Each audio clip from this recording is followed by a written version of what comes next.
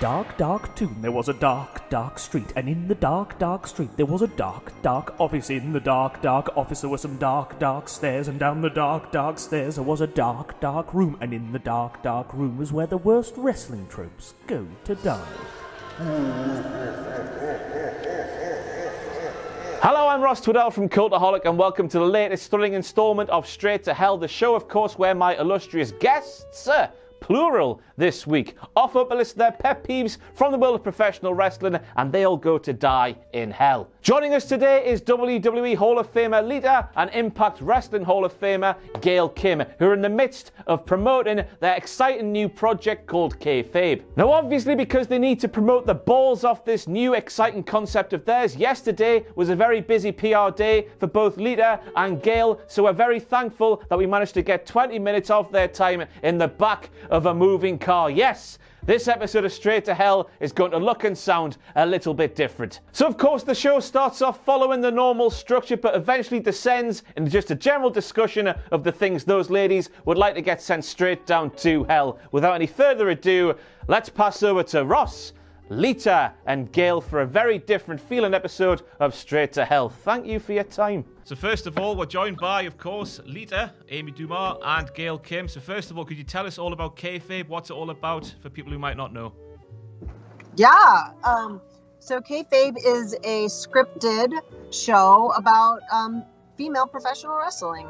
Inspired by female wrestlers and, inspired by true stories. And,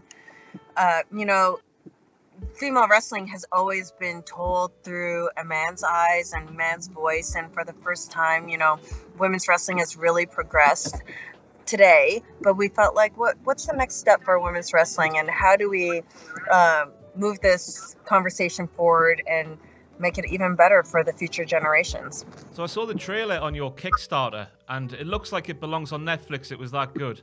Oh, am I right in thinking it's sort of like real wrestling issues from the viewpoint of a professional wrestler being told in a storyline? Yes, you have got it exactly. And Netflix would be the perfect home. Hulu, Apple TV, something streaming like that would be awesome for us. We definitely wanted to show the wrestling fans something completely different that they've never seen before. And that's why, you see that production value. It was another level up, if not more, 10 times the level.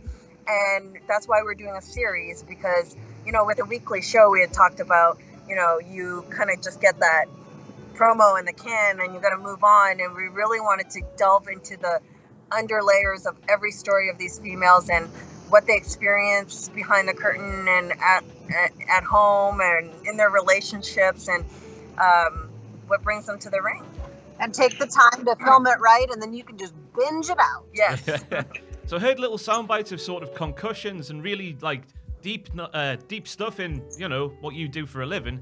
Is nothing off the table here whatsoever? Exactly. I mean, we want to, people are well-rounded individuals, and they aren't just one thing. And we want to show all facets of their world, not just those 7 minutes you see in the ring or whatever that is. And the cameras are going home with the wrestlers as well, aren't they? Going home to their actual apartments and stuff like that? Yeah, in the storyline.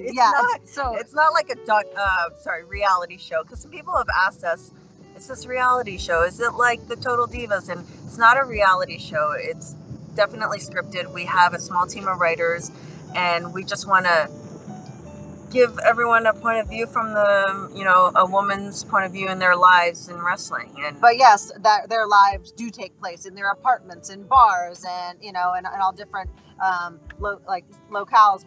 We've done a lot of scouting for locations and everything like that, because we want it to have a very well-rounded feel to it, not just what you see of the action in the ring. And I guess just before we get going with the Straight to Hell portion of this interview, could I ask you for any roster member names? Do you have any that you could give us? We asked this a lot, and we've given some, but then we talked about how now anybody with the slightest amount of buzz gets locked down into a contract. So I think we're going to stop mentioning names. Yeah, we keep on having these lists of people that we really want on the show, and then they get signed, but then at the same time we're saying a lot of them, their contracts come up and then they become available, so you never know who's going to be on the show. And we also do have, with our long history in this industry, we have really great relationships with a lot of people all throughout the industry. And we are hoping that because this isn't a full-time 365-day-a-year gig, that we could maybe borrow some people that are under contract, because we want the best of the best and we want top wrestling. And obviously the Kickstarter, what is the latest status with the Kickstarter? How's it going? The may have put a slight damper on our skyrocketing meteoric success, but you know what, like, we have gotten so much word of mouth support, so many tweets and retweets, and we are exploring every single option, because Kickstarter success or not, we will get this made, and we still have a long way to go in the days remaining in the Kickstarter. So we're not holding out hope that people don't rally behind us and give $1 each, and we get our goal that way too. Yeah, we're not going to define our success or failure by Kickstarter. Like she said, we matter might define what. our success by it. No, I mean, well, we won't define our failure. We definitely will get this show done. You know, we're very confident in that. That's been the goal from day one, and that's what the goal we're looking to succeed for. And like we said, if we got to take the meetings, and as long as they share our vision of what we want to create, that's what we're going to go for. And we'll be happy to partner with somebody as long as they can see our vision and our passion and our message that we want to get out. Then great, bring it on. So we'll include the link in the description down below. If you want to help out, please go for it. Hopefully it does some good for you. Yeah, you can go to Kickstarter.com and you can just put in kayfabe, or you can go to any one of our social media accounts at This Is Kayfabe, or any one of our personal accounts, and we have the link that goes straight to the Kickstarter. And these guys are going to hook it up. There's a link right here under the show you're watching at this very moment. We're professional, us here, you know. So we'll get going with the straight to hell portion, of course. This is the bit where you've got sort of a few options, the things that you hate about life as a professional wrestler, the professional wrestling business. What would you, Amy, first of all, like to see get sent straight to hell? What, like, of anything in this entire world? Anything you've come across that you hate and you want to see sent to hell. Oh, wait, in the whole world? Or in the in the realms of professional wrestling, not the whole world. Professional wrestling. Straight to hell. Okay, so I think one thing, and I've said this for forever, is I wish the only way you didn't get time off was if you got injured. I wish we got a break prior to injuries, so that we could kind of maybe extend our career a little bit longer.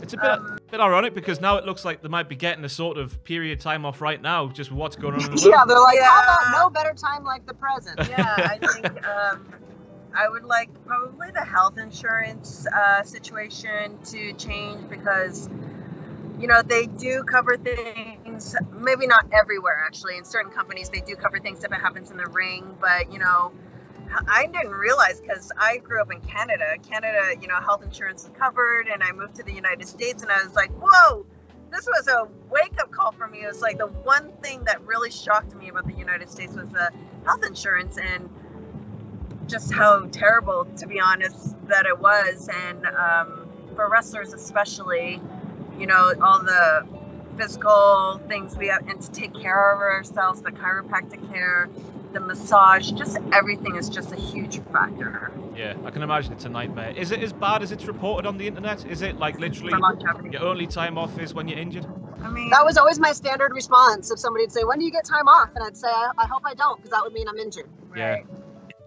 I mean, it depends on where you are on the card too. You know, some people they luck into time off because they're not being used, but they would probably not tell you that was lucky. They would probably say, I'd rather be working. So it is a tough catch-22, because this is in our blood to do. So you kind of have to police us for us, because we're going to go till the wheels fall off. But it would be nice to go, no, you have summer vacation, or you have winter break, or you have this, and to be like, for this entire month you can't work. You know, and then the reality is it has gotten better for women's wrestling, but before there was only that one match, or the two storylines maybe max. So you knew that if you'd ask for time off, like, you could get replaced. And I think that's, if you had that mental safety of knowing, okay, it's okay for us to take some time off, or we are going to rotate storylines and everyone's got a turn. I think that would probably make things much, much better and for longevity of your career. So I guess it's your sort of... Tony Khan yesterday came out and said, with the pandemic that's going around at the minute, any AEW stars who want to take time off because they feel like they might be at risk, they can do so, and their push won't be at any sort of risk. I guess that's a big change from sort of like when you were coming up in the business back in the day. I mean, obviously, we're walking right now in unprecedented territory with this active pandemic and with cities putting bans on certain events and everything. So, but yeah, I never experienced anything like that. If I said that I needed time, it was never followed with like, of course, your spot is waiting here for you, and we're gonna keep it warm. You know, so that's definitely progression right there. Yeah, I have a couple of friends who work in that company, or people who are married to people in the company, and they actually have spoken very positively about Tony Khan and the things where they feel like when it comes to family matters and things like this, that they feel reassured. So that's a great thing. Yeah, it is. That's progress. Yeah. There we have it. No Time Off has gone straight to hell. Gail, will come to you next. What would you like to see get sent straight to hell? I know that this is probably a typical answer, but I would love for the women to get paid equally. And you know, back in the day, a couple of years ago when I was wrestling, and I had heard, you know, at one point when I was working my butt off and feeling like I had earned the right to be paid equally, I would hear about some guys that would be getting paid triple what I was, and it was really upsetting, you know. And I've heard that they've made strides. It's really hard to say because we're independent contractors, which is another thing. It's hard to gauge because people are very private about what they get paid and everything, but you kind of generally know from the landscape of anywhere from independent wrestling to upwards on up. You hear the stories, and you just want it to be a fair situation, an equal situation. I guess this is an issue that's not just in professional wrestling. It's in, you see, yeah, you're right. The American women's football team obviously making big headlines over the past couple of years as well. Yeah. What are your thoughts yeah, on that? and they've made strides, you know, I guess, and that's where they are leading the charge, and they really used their voices, and they achieved what they wanted, right? So let's hope that other sports start taking it in that direction. And what do you think could be done in professional wrestling to make the gap a little bit smaller, or, as you say, equal? Man. It's a big question, I'm sorry. I mean, that's a difficult question. Yeah, and I don't really know how to. It's like I'm not writing the checks. Yeah. So I don't, you know. It's a difficult question, but I guess if we just keep on having the conversation out loud, and maybe just keep on doing what we're doing, because we are making strides. Hopefully, you know, the companies realize that it would be a positive thing, because I mean, the women right now are main eventing a lot and headlining pay-per-views and showing that they can be a draw. So, I mean, we know that we've proven it. And I think this equal pay discussion has been in society for a long time now, and that there are improvements being made, but there's still a long way to go. And it's just with the people that do believe that we should be paid equal. I do think it's like, stay the course, don't get frustrated. It's not going to happen in one day in any industry, and but it doesn't mean that you're not heard, and that things, by the time you see them publicly, they've been in the works behind the scenes for so long. So let's just hope there's some orchestration and restructuring happen, and we don't even know it. But if not, we just need to stay the course and not give up. I mean, who knows? With kayfabe and the ladies being such a predominant, well, the spotlight really being on them, that could be the forefront and change everything. You never know. Right. I mean, that's what we're really striving for, is to make progress, because there has been progress, but, you know,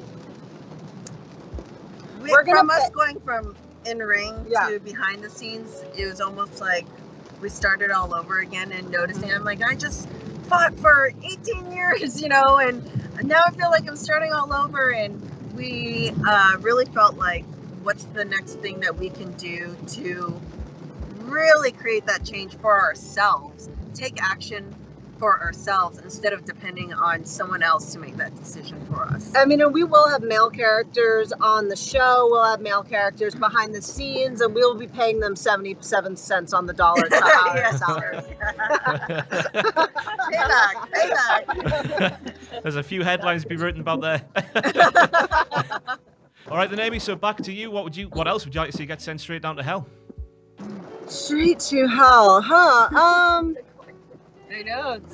Yeah, I don't know. It's hard to isolate things because a lot of things about the business are so all encompassing. I love the circus aspect of it, really.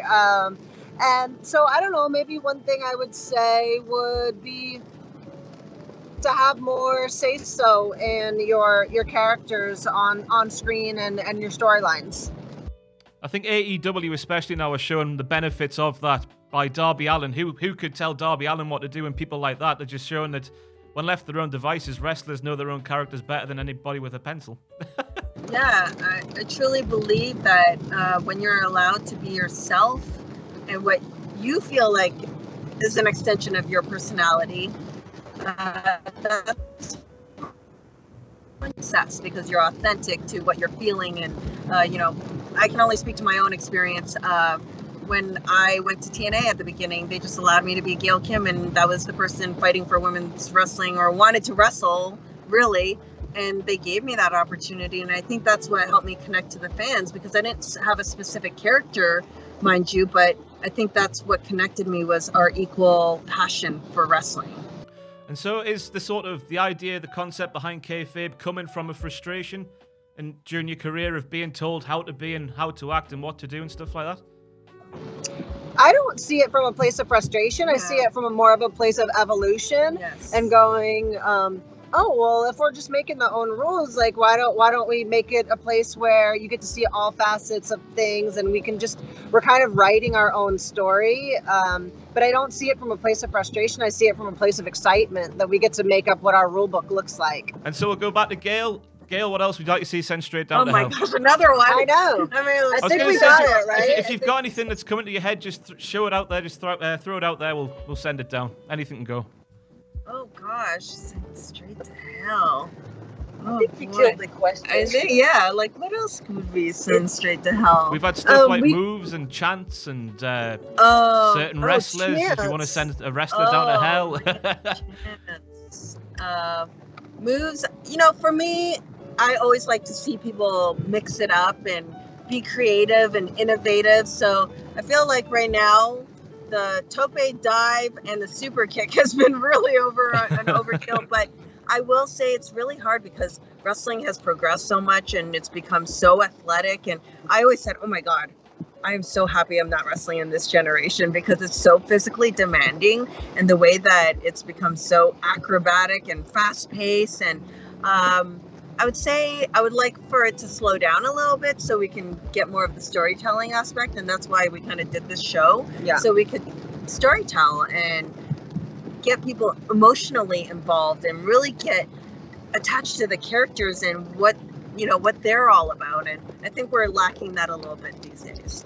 It's just losing that aspect a little bit. So does that say that maybe the roster members of KFA will be told, one less tope con hello, maybe one more big punch? No, not necessarily. But I think by the time you see them do a tope or do something, it's like it will mean so much because you'll be rooting for this person, or you'll be so mad, or as opposed to just like every night, 5 nights a week, you're just out there doing it. And what's your take on that repetition of moves every single match? You're seeing people who are 5'10", then people who are 6'7" doing the same diver moves up and down the card. What's your thoughts on that? I mean, it's actually I love seeing somebody who's giant and that can do all of these like athletic moves. So I don't see it really as the same move because it looks totally different coming from Ricochet as it would from Braun Strowman or something like that, right? I like it actually better if you see it from someone you would never expect it from. Like, I'll see a dive from Falaba after seeing 20 dives from all the exhibition guys, and I'm like, well, that was cool. But to be fair, it also works the other way. Like, there have been key people that are a lot smaller, and they're like, no, I kick and stomp and I stay on the ground and I'll tie people up, but I'm not doing those dives because that's what you expect from that smaller build. So I do like that element of if you're not expecting to see a move from someone just based on their body type, and then you do, it does like add a new layer to it. Yeah. And especially with you, Amy, you were doing that before any other women's wrestler in the Western world, I guess, on television. Yeah. I mean, I remember watching you before I started wrestling. I'm like, oh my God, this is so cool. And that was like what you were waiting for Lita to hit the Hurricane Rana. You know, it's like that. Yeah, I miss those days. It was fun. It was really fun. It's what inspired me to get into wrestling, really, right? Really? Yeah. To see her and Trish and everybody else at that time, they were doing something that had never been seen for a really long time. And to have collectively that amount of women, that's what drew me to the business again, because I watched it as a kid and then I stopped watching and then I got stuck. I actually got drawn in through a storyline. And then, do you remember the storyline? Yes. It was Hunter and Stephanie and the wedding. The wedding and the drive-through through the thing. And you know what's interesting, right? Okay, so Gail's such a pure wrestler, so, but then that's what got you in. And you know what got me in was the story. It was Kevin Sullivan, Taskmaster, and Benoit and Nancy, and that storyline. Oh yeah, that's so funny, and so it's like neither one of us would really be like drawn to that, but that's what connected the physicality to the emotion. Yes. And then that's when the women were doing, I mean, Lita was doing that. And then it was like, she was part of the women's division too with Trish, Victoria, Jazz, Ivory, Molly. Like, and I was like, oh my gosh, I just love this. I love that these women can wrestle. And I was like, I'm all about the women's wrestling. And that's when I got truly hooked, truly. And just before we end, I guess if there's one more for each of you to send straight down to hell, and then we'll let you get on your way. Normally the guests have no problem suggesting 5 things. It's trying to keep them down to 5 is the issue. Well, you know what? Because it's, we love wrestling. We truly do. And yes, there are things that we complain about and that we have frustrations like everyone else, but the good moments just kind of outweigh all those bads. And we just want to improve upon the business right now, especially for us women. How about I could send an incident that one of my ex-husbands had with Katie Vick straight to hell. Because and maybe they could reconnect down there as he spends a lot of time in the fire and brimstone. And in the office. Yes, and in the office as the mayor of Knox County. I guess, Gail, is there any storyline from wrestling's past that you would send down to hell with Katie Vick? Oh, with Katie Vick? Well, she'll be burned to ashes. They don't need to be. The only thing I really remember, because I have a really bad memory, to be honest. I've been kicked in the head a lot. I just remember something about sleeping with a dead body or whatever. That's Katie Vick. That's Katie Vick. Okay. Was that the whole storyline? Pretty much. Okay, yeah. We'll send that straight down. There we go. Katie Vick's gone to hell. Poor woman. She's had a tough and life. all my gimmick matches. All my bra and panty matches? Yeah, bra and panties, swimsuits, spectacular. Burn your bras in a whole other way. All those things.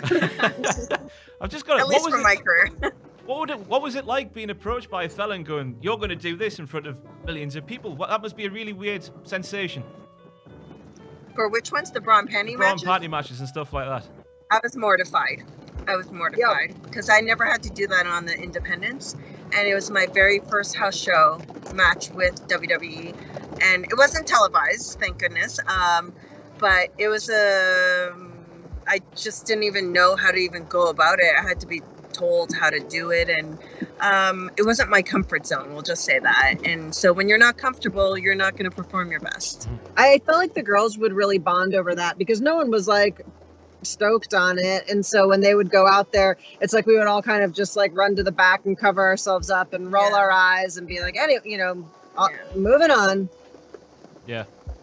Fully understand. Why am I saying fully understand where you're coming from there? I've never been asked to do that. When you wrestle on bra and panties, that you're I do it every Sunday. You know that? Remember that time? It was a little weird, right? And finally, I've just got to, if you've got anything to plug about kayfabe, now's the chance. Go for it. Yeah, just go to Kickstarter, hit kayfabe. You get to watch our cool trailer. If you don't have $1 to give to us, that's okay. go watch our cool trailer, keep up with us, and just watch this journey with us because we'll have tons of updates and show you where this show's going to go. And we appreciate any support that's spreading the word, $1, retweet, $2, anything. whatever it is. We really appreciate the support, and it's been overwhelmingly positive, and we're going to make it succeed. Understandably so. It looks very different and some very interesting in the way that wrestling's never really gone, so I can't wait to see where it goes. Thank you very much for your time. Really appreciate Thanks, it. I'll see you guys. later. Yeah. Okay. Bye. Thank you. Thank you. Thanks. Cheers.